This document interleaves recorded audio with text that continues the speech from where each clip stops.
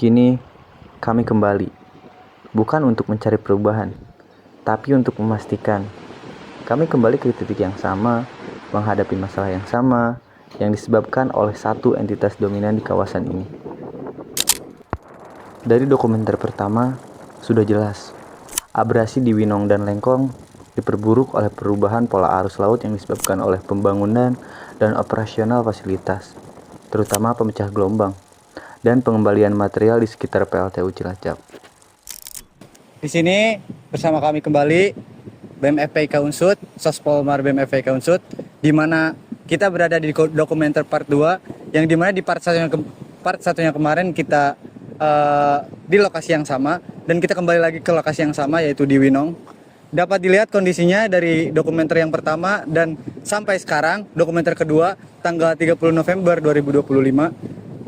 Abrasi yang terjadi di Winong ini semakin memburuk. Contohnya seperti dapat dilihat di samping sini, yang dimana dari dokumenter kemarin yang pertama, sampah-sampahnya itu memang banyak.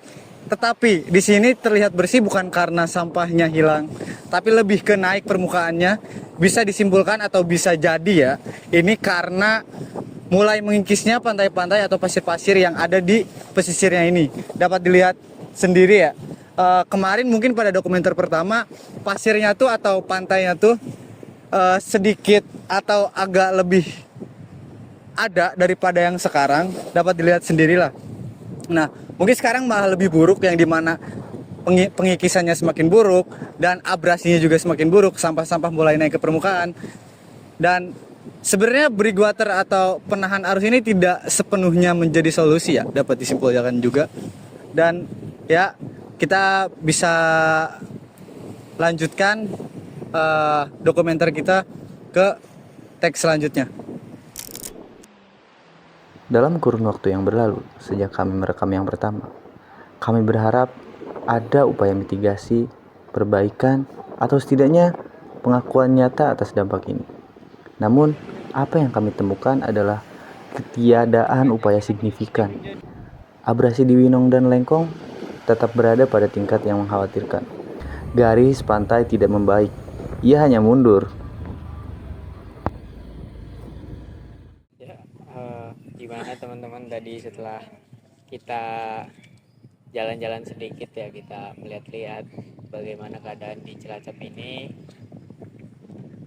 Ya gak terbilang bagus, gak terbilang buruk juga sih. Cuma kalau menurut pandangan dari Bung Fatih nih gimana nih? Mungkin dari pandangan sendiri ya, karena kita kan sudah pernah kesini ya di dokumenter pertama, dimana kita menyoroti juga di daerah Winong, daerah Lengkong juga, dan khususnya di daerah Winong yang tempat kita tag pertama. Di sana juga terlihat ya, dari bibir pantainya pun yang kemarin banyak sampah dan sekarang tuh terlihat lebih minim sampah mungkin kalau misalkan dari tag video ya. Cuman itu sebenarnya bukan sampah-sampah yang dibersihkan, tapi dapat dilihat juga lah, itu sampah-sampahnya tuh lebih ke atas atau naik ke permukaan. Bisa dilihat kan, tadi kita juga ke sana kan. Ya, itu mungkin agak sedikit disayangkan ya. Dan itu juga salah satu faktornya mungkin karena bibir pantainya semakin menipis gitu. Kayak contohnya seperti abrasi yang tadi ya, disebabkan oleh abrasi tadi. Dan dari pemerintah Cilacap pun mungkin, atau dari PT yang berada di sana, tidak ada kelanjutannya seperti apa. Dan untuk daerah Lengkong sendiri, untuk pantai Tegal ini sebenarnya agak mengagetkan ya, karena pas kita take video di dokumenter pertama, di mana di sana tuh masih ada breakwater loh, dan sekarang tuh udah ya kelihatan sendiri ya. Itu mungkin agak disayangkan juga, dan abrasinya tuh udah benar-benar parah banget lah di sini. Udah kelihatan banget, dari pantainya juga udah nggak rata gitu, dari bibir pantainya gitu. Mungkin dari Farhan boleh. Karena saya orang yang pertama ikut ya, dan melihat sangat disayangkan, sangat miris sekali gitu. Karena ya yang pertama sampah di mana-mana, dan air laut pun yang awal di pantai Winong. Ya, di pantai Winong tuh air sangat kontras gitu. Jadi mulai air yang benar-benar ke tengah pantai itu warna biru, sampai ke dasar pantai sebelah sini dia warnanya udah beda. Bahkan itu bau-bau asam, zat-zat yang ada terhadap limbah dari PT tersebut ya mungkin sudah sangat menyengat gitu, dan itu tidak baik untuk udara yang ada di situ. Dan melihat abrasi terhadap Pantai Tegal ini sangat miris gitu saya melihatnya.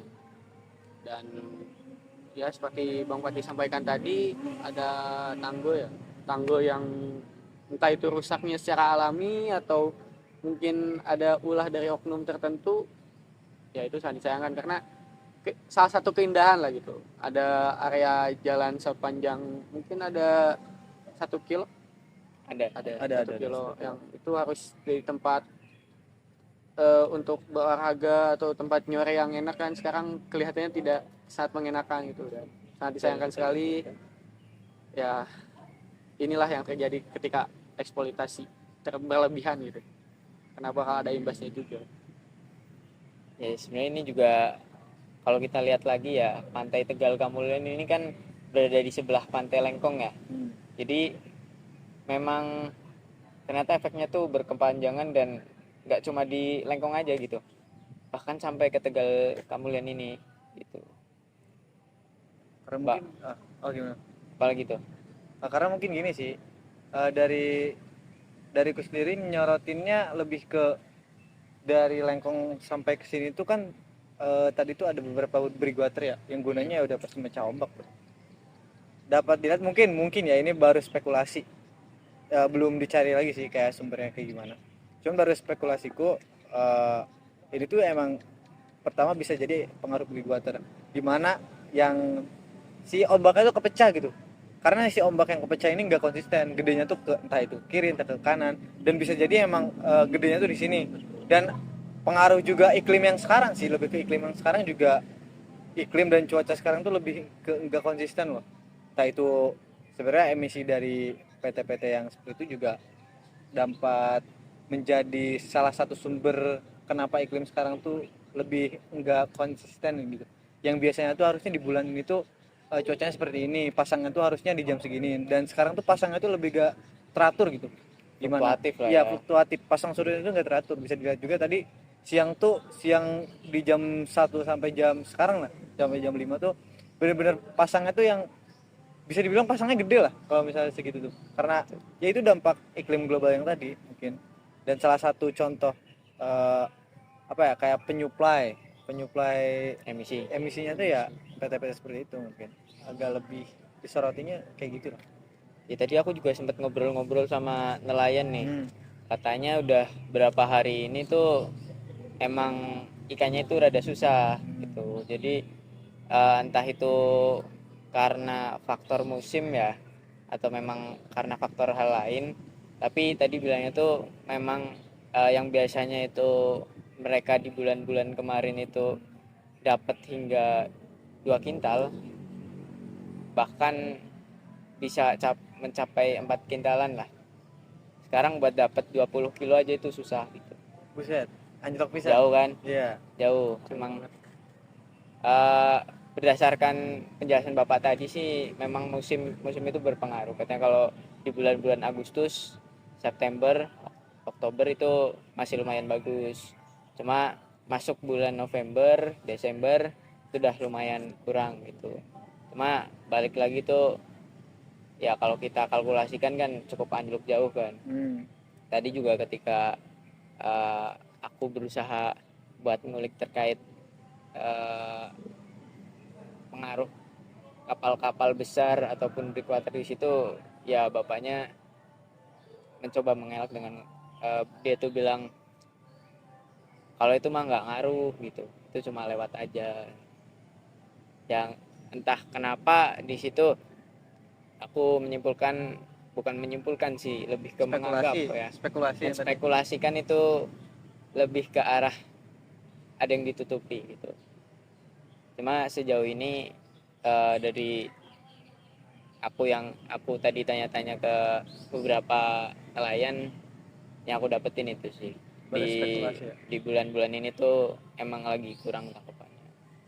Tadi juga mungkinan ya ada yang bilang apa? Ya, tadi ada yang bilang karena itu apa ya, Jadi konsumen tuh sedang ini ya, ikan tuh sedang dicari gitu. Sedangkan dari nelayan itu kan sekarang lagi susah betul karena masasannya.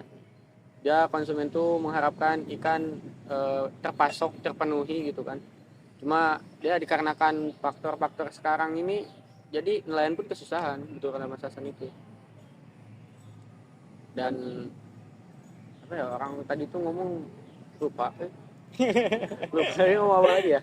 Jadi intinya tuh orangnya tuh bilang gini dari inti ngomongnya tuh, eh, ikan tuh nggak yang semahal itu, tapi memang yang tadi Mas Hasan bilang ya, tangkapan sekarang tuh di bulan November emang si bapaknya juga berbicara bahwa penangkapan di bulan November ke Desember tuh menuju bulan Desember tuh emang kurang banget, itu tuh emang drastis.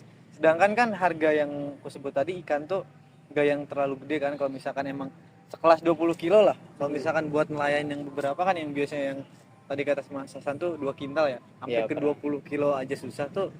Menurutku bener-bener penurunan yang jauh. kalau semisal dari gue sendiri ya yang belajar tentang ya laut-laut gitu dan perikanan juga, perubahan iklim memang mungkin bisa menurunkan tangkapan ya. Betul. Tapi kalau misalkan emang dari 2 sampai 4 kintal ke 20 kilo sih pasti ada faktor lain. Kalau itu spekulasi juga, karena gimana ya, adaptasi ikan pun kalau misalkan untuk iklim, kalau misalkan untuk hal yang perihal alami lah di iklimnya sendiri, ya itu fine-fine aja dan gak bakal semenurun itu gitu. Pasti ada faktor lain seperti faktor B, faktor C gitu kan. Apalagi di sana dan juga dekat-dekat dengan investasi yang di sana kan, kata-kata di sana gitu. Mungkin bisa jadi salah satu faktor gitu. Emang keadaan di Cilacap ini benar-benar apa ya, sulit buat ditebak ya, apalagi keadaan pantai apa ini namanya, Tegal Kamulian ya. Iya. Tegal Kamulian yang ya bisa kita lihat sekarang lagi pasang banget, terus gak ada tanggulnya. Kemungkinan Betul. air buat masuk ke sini tuh kayaknya cukup besar ya. Bisa dilihat juga ya di dokumenter pertama juga, sebenarnya ini air juga enggak yang terlalu Gak sampai setinggi sini, ini, masih agak belakang ya. udah hampir sama kayak di sini. Mungkin ada kemungkinan buat air masuk ke sini kalau di Bisa malam jadi. hari. Bisa jadi. Ya paling kita tunggu berapa bulan ke depan ya, apakah ada penanggulangan untuk terkait apa jebolnya tanggul ini yang di Pantai Tegal Kamulian atau enggak ya. Isu-isu terakhir sih katanya pernah retak bawahnya, Oh ya. cuma bayanganku tuh nggak yang separah ini gitu. Ini bener-bener udah parah banget, malah ini dijadikan spot wisata ya. Iya. Cuma bahaya juga kalau misal nggak ditanganin sekalian gitu. Ya pada intinya kita perlu mengawal bersama ya, nggak hanya dari pihak instansi maupun ya kita sebagai mahasiswa, tapi perlu peran juga dari masyarakat ataupun elemen-elemen lain gitu. Ya semoga sih kedepannya Cilacap bisa jadi Cilacap yang lebih baik lagi. Amin. Yang menyejahterakan warganya. Amin. Dan juga menjaga ekosistem lingkungannya gitu. Ya, segitu aja dari kita, kurang lebih mohon maaf. See you next time. Mereka membangun raksasa baja dan beton untuk menerangi kota-kota besar. Mereka menjanjikan kemajuan dan kesejahteraan. Tapi apa harga dari cahaya itu? Harga dari listrik yang kita gunakan setiap hari. Itu dibayar mahal oleh air mata dan tanah yang hilang dari para nelayan di pinggiran. Kami kembali bukan hanya untuk memotret kehancuran, tapi untuk mengulang sebuah pertanyaan yang menggantung. Di mana tanggung jawab sosial itu? Di mana upaya yang dijanjikan? Apakah mereka sungguh berpikir bahwa satu tumpukan karung pasir usang atau satu papan peringatan yang memudar cukup untuk menghentikan kekuatan alam yang telah mereka ganggu?